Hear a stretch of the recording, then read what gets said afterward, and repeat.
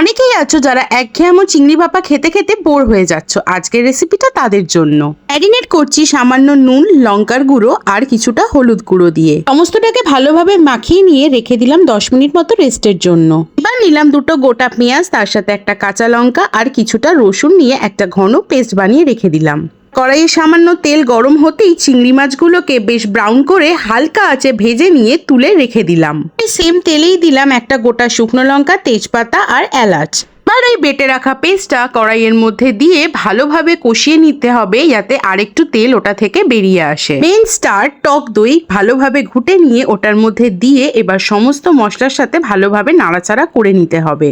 যেই কষে আসবে এবার আমি দিলাম নুন, সামান্য দিলাম চিনি, তার সাথে কিছুটা লঙ্কার গুঁড়ো আর দিয়েছি ধনের গুঁড়ো। আবারও সেম ভাবে সমস্তটাকে ভালো মতো কষিয়ে নিতে হবে, যাতে এই কষানো মশলার যে গন্ধটা থাকে সেটা যেন পুরোটা বেরিয়ে যায়।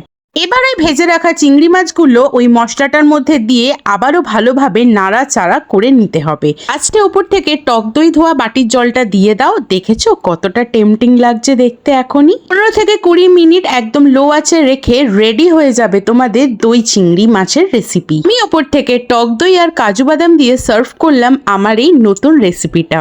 ভিডিওটা ভালো লাগলে like and do subscribe my YouTube channel.